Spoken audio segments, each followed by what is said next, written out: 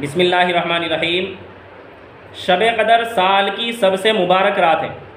شب قدر میں پوری رات عبادت کرنے کا ثواب 83 سال کی عبادت سے زیادہ ملتا ہے، اور شب قدر میں 1 گھنٹہ عبادت کرنے کا ثواب 9 سال کی عبادت سے زیادہ ملتا ہے، اور شب قدر میں 1 منٹ عبادت کرنے کا ثواب 55 دنوں کی عبادت سے زیادہ ملتا ہے، اور شب قدر میں 1 سیکنڈ عبادت کرنے کا ثواب 22 گھنٹوں سے زیادہ ملتا ہے۔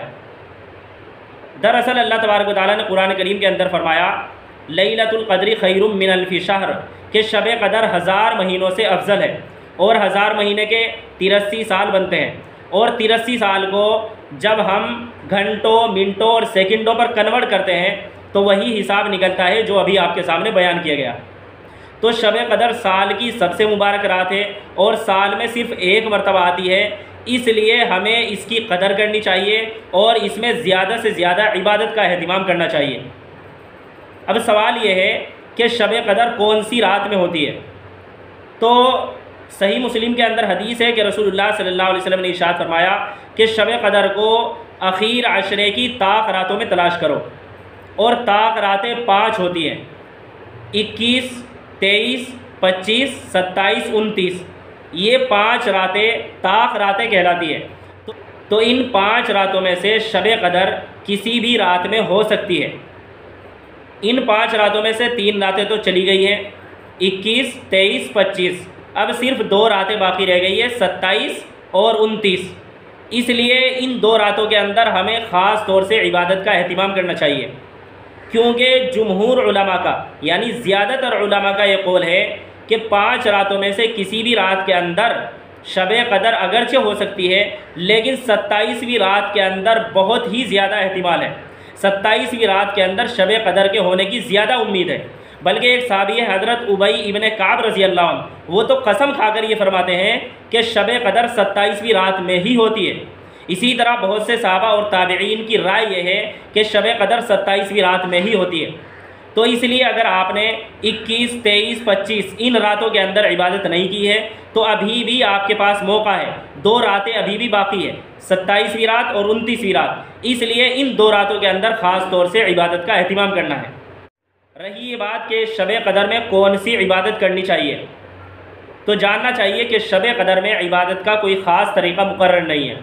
جس طرح شب برات میں عبادت کا کوئی خاص طریقہ مقرر نہیں ہے، اسی طرح شب قدر کے اندر عبادت کا کوئی خاص طریقہ مقرر نہیں ہے، اور نہ ہی ایسا ہے کہ شب قدر کے نام سے کوئی خاص نماز پڑھی جاتی ہو، ایسا بھی نہیں ہے، بلکہ آدمی کو ساری عبادتیں کرنی چاہیے۔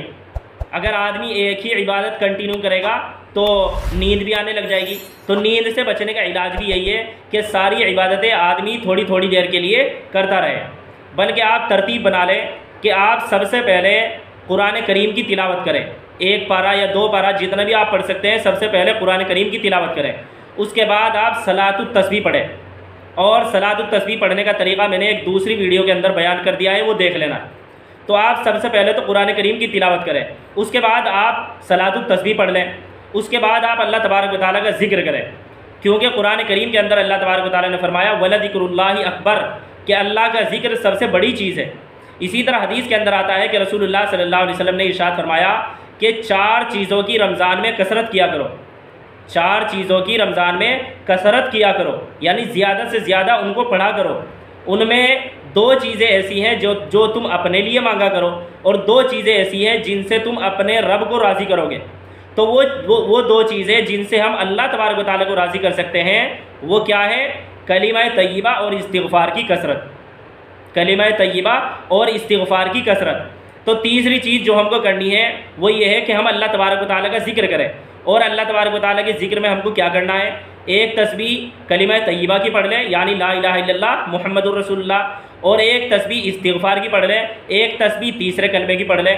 یہ 3 تسبیحات جب آپ پڑھ لیں تو اس کے بعد اگر آپ کو نیند آنے لگی ہے تو دوبارہ وضو کر لیں، اور دوبارہ وضو کرنے کے بعد آپ کچھ نمازیں اور پڑھیں، جیسے صلاۃ الحاجہ، صلاۃ التوبہ، اور اسی طرح تہجد کی نماز۔ تہجد کی نماز رسول اللہ صلی اللہ علیہ وسلم نے زیادہ تر 8 رکعت پڑھی ہیں، تو آپ 8 رکعت تہجد کی نماز پڑھ لیں۔ تو جب آپ یہ سارے کام کر لیں، اس کے بعد سب سے اخیر میں آپ دعائیں مانگیں، دعاؤں کے اندر ہم کو کون سی دعا مانگنی چاہیے؟ تو رسول اللہ صلی اللہ علیہ وسلم نے ایک دعا سکھلائی ہے جو خاص طور سے شب قدر میں ہمیں پڑھنی چاہیے۔ حضرت عائشہ رضی اللہ عنہا نے حضور صلی اللہ علیہ وسلم سے سوال کیا، یا رسول اللہ اگر مجھے پتہ چل جائے کہ آج شب قدر ہے تو میں کون سی دعا مانگوں؟ تو رسول اللہ صلی اللہ علیہ وسلم نے ان کو یہ دعا سکھلائی، اللہم انک عفو تحب العفو فاعف عنی۔